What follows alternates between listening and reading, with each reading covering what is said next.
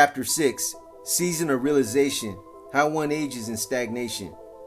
The sudden crunch beneath my shoe tore me away from the daydream I had fallen into while strolling the prison yard.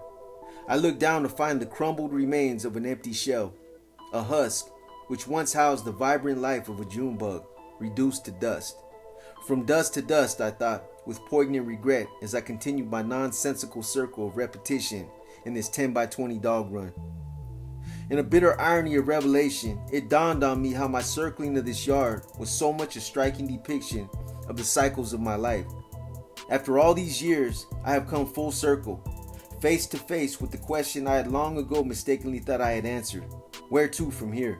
Remnants of the June bug reminded me spring had swept past me in a blur and that summer was knocking at the threshold of yet another season.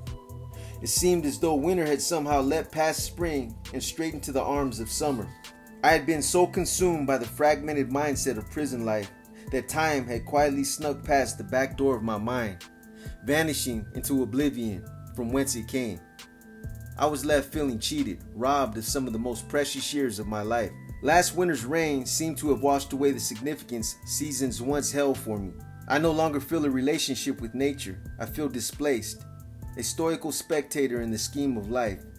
Surely, man cannot pretend to be a part of nature when his view of it is rudely obtruded upon the walls and fences that confine him. It is only through the unrestrained engagement of man with nature when he is able to say with any degree of truth that he is a part of it. As I look at photographs sent from home, I can see the late autumn years settling upon my mother's life. The flicker in her eyes grows fainter with each passing season. In a first baby picture of not so long ago, my child is but a bud nestled in the arms of spring. And yet, in a more recent picture, the same child reaches anxiously in every direction like a young tree branch forth, blossoming with life and vigor. Time has silently tiptoed up from behind and lightly tapped me on the shoulder. Turning the inner eye to look back at the path of my life, I find in the hidden treasure of memory a young man once filled with promise and hope, a fertile garden of youth that went uncultivated throughout the seasons of life and where now stands an aged man on barren ground. It's in this lonely realization of truth where I find the wondrous magic of youth forever lost. What's equally saddening is that I failed to notice its departure. It's as if the crunch of the June bug beneath my shoe had awakened in me the realization that the spring of my youth had taken flight on the silent wings of time, vanishing into the abysmal shadows of memory and cruel void of solitude. For many of us within the prison system, there is but one truth that exists, the truth found in the passing of seasons, an unyielding and solemn reminder of the relentless march of time. The spring of my youth has rushed furtively by, and here I was, simmering in the summer years of my life, summer years that will come to pass in a tedium of empty hours. Then, autumn will settle upon me with the facial creases of age, wear and experience, after which time, I suppose, I have only to await the season of winter to engulf me with its chilling embrace, giving way to the killing frost. From overhead, the sun mercifully spilled into the yard. I paused to look up at this ball of fire and fury, and closed my eyes to feel its warmth caress my face, soothing and forgiving. After a moment, I opened my eyes and resumed my summer stroll, feeling saddened by the thought of all the young men and women languishing in prisons throughout the country. Not so much for the ones who had found their rightful lot behind bars, but for the ones who fell victim to their own ignorance and then were swept away into a prison system that further stunted their growth in wisdom, knowledge, and development. And though the season of my youth has been squandered in a vacuum of emptiness, I no longer ask myself, where to from here? For my direction has been made clear, that through my writing I may bring a voice to a much needed prison reform system, one which will provide youthful offenders with the tools and means necessary for positive growth, educational and vocational opportunities by which young men and women are able to pave a path toward a positive future.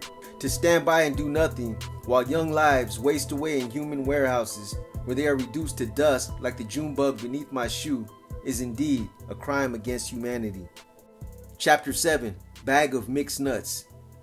When the shoe reached its capacity to single cell prisoners, the administration began to place 2 men in each cell.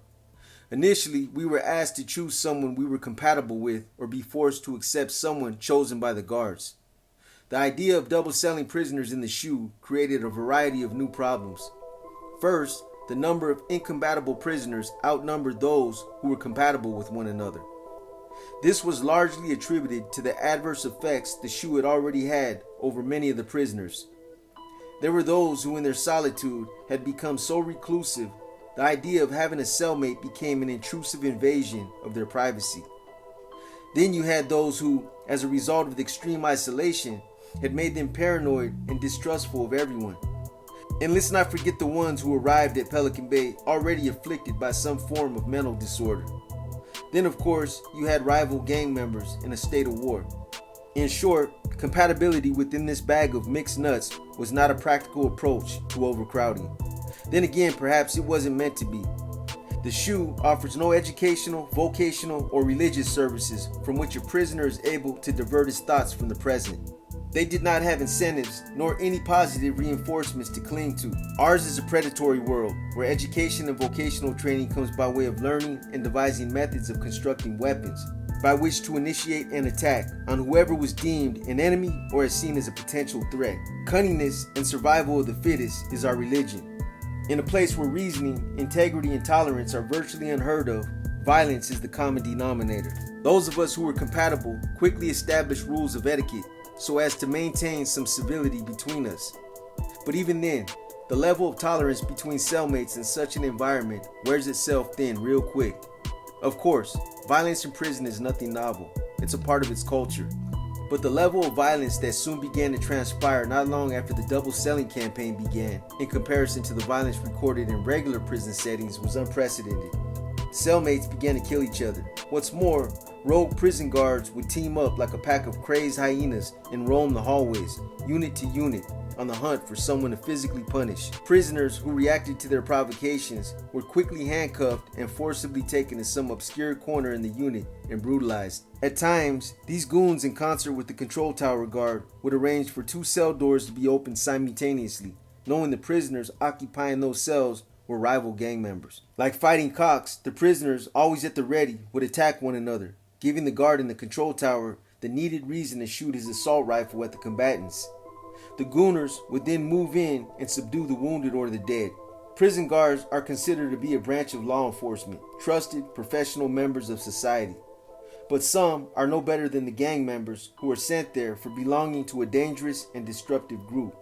I believe guards involved in these deliberate acts of violence are inherently corrupt, and the SHU environment allows them to exercise their dark intentions. The SHU is where they go to unleash the demons that gnaw away at them in the outside world.